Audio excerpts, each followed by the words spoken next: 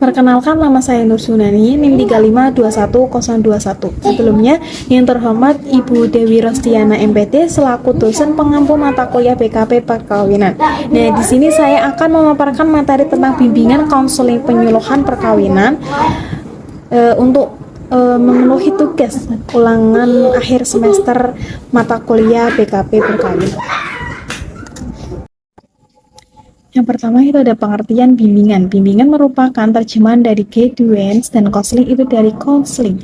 Guidance berasal dari guides yang berarti mengarahkan, memandu, mengelola, menyampaikan, mendorong, membantu mewujudkan, pemberi, bersungguh-sungguh. Pemberian pertimbangan ini bersikap demokratis sehingga bila dirangkai itu dalam bimbingan itu adalah usaha secara demokratis dan sungguh-sungguh untuk memberikan bantuan, menyampaikan pengarahan, dorongan agar diberi bantuan mampu menjadi harapan. Sekarang etimologis, nah adalah bisa dirangkai itu bahwa bimbingan itu adalah usaha secara demokratis dan sungguh-sungguh untuk memberikan bantuan dengan menyampaikan arahan, panduan, dorongan, dan pertimbangan agar diberi bantuan mampu mengelola, mewujudkan apa yang menjadi harapannya.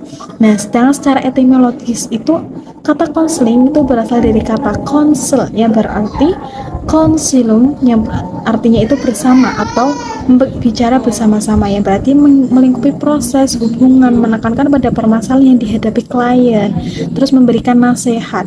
Nah, menurut American School Counselor Association itu mengupakan bahwa konseling itu adalah hubungan tatap muka yang bersifat rahasia, penuh dengan sikap penerimaan dan pemberian kesempatan dari konselor kepada konseli. Konselor itu mempergunakan pengetahuan dan keterampilannya untuk membantu konselinya dalam mengatasi masalah-masalahnya. Islami.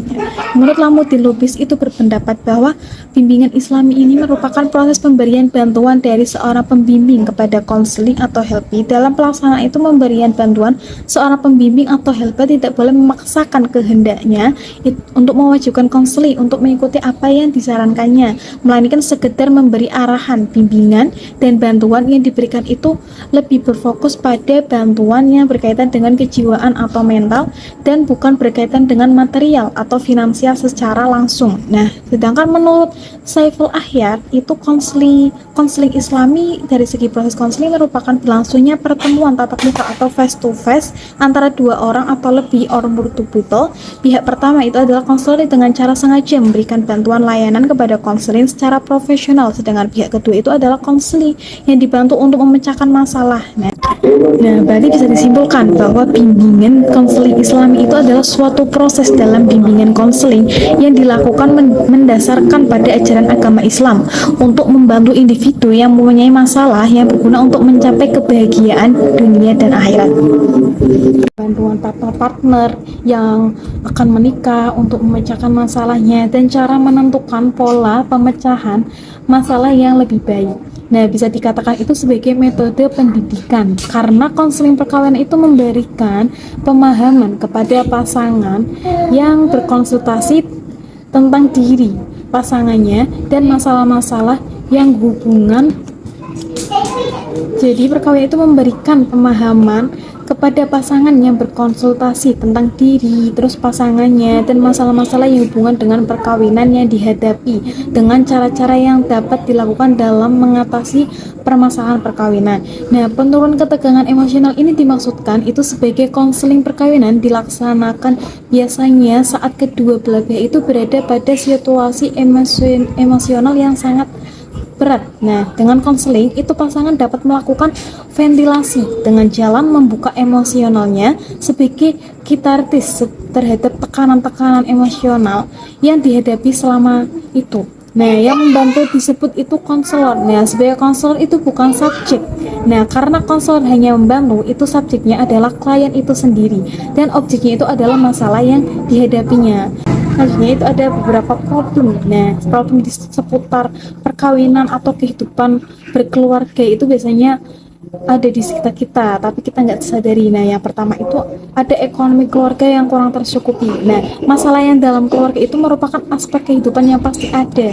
Nah, masalah yang sering muncul itu ialah ekonomi salah satunya. Nah, ekonomi ini merupakan masalah yang bisa berujung pada masalah yang lebih besar. Nah, misalnya itu perceraian.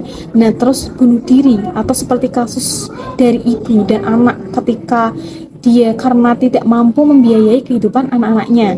Nah, di masa sekarang ini itu tidak bisa dipungkiri bahwa ekonomi itu adalah tonggak yang menopang kehidupan manusia. Nah, permasalahan ekonomi ini dapat terjadi di setiap unit masyarakat.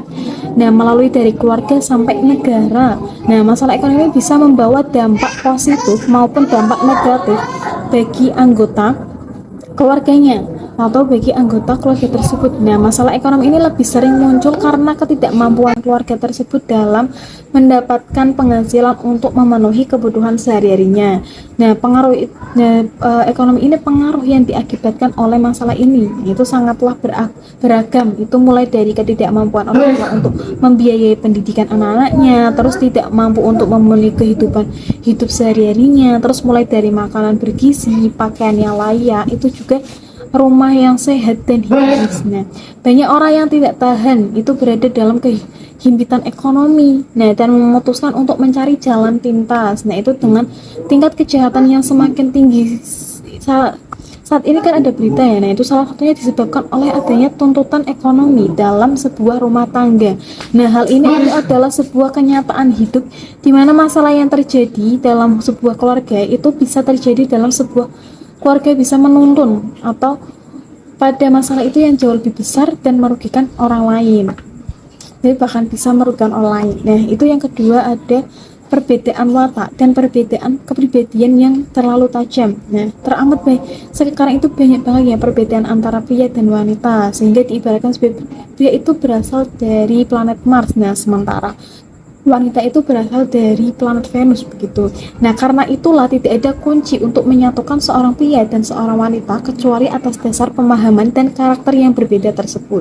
Nah, ini dari sisi karakter dan watak itu mendasar itu belum segenapnya kekurangan dan keterbatasan yang setiap individu itu pastinya memilikinya.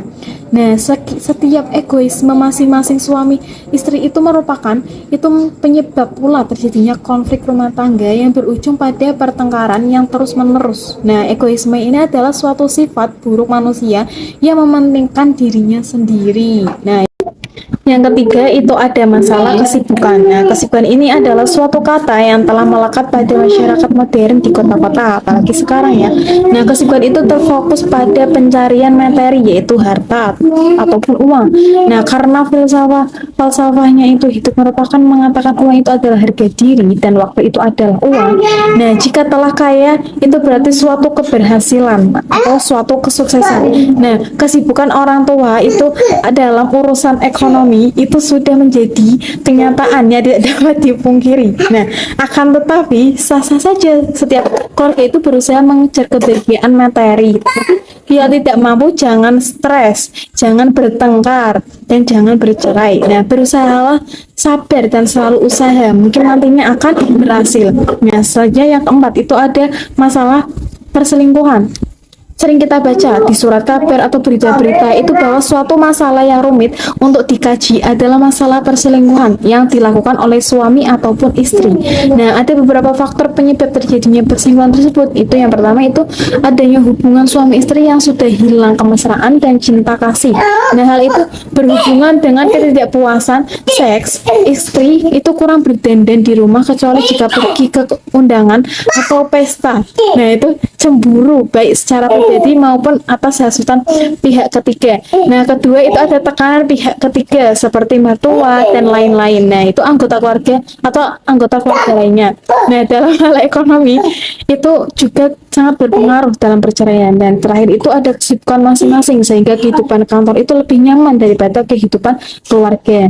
Nah, yang kelima itu ada masalah pendidikan. Nah, itu pendidikan sering merupakan penyebab terjadinya masalah di dalam keluarga. Nah, jika pendidikan agak lumayan pada suami istri itu maka wawasan tentang kehidupan keluarga itu dapat dipahami oleh mereka. Nah, sebaliknya pada suami istri yang pendidikannya rendah sering tidak dapat memahami lika-liku keluarga. Nah, akibatnya selalu terjadi pertengkaran yang mungkin menyebabkan perceraian. Nah, jika pendidikan agama itu ada atau lumayan mungkin sekali itu kelemahannya di bidang pendidikan akan teratasi. Nah, artinya suami istri itu akan dapat mengekang nafsu masing-masing. Nah, sehingga pertengkaran yang dapat dihindari itu bisa. Nah, mengapa demikian itu? Karena agama itu mengajarkan agar orang bersabar dan sholat di dalam menghadapi gejolak rumah tangganya. begitu.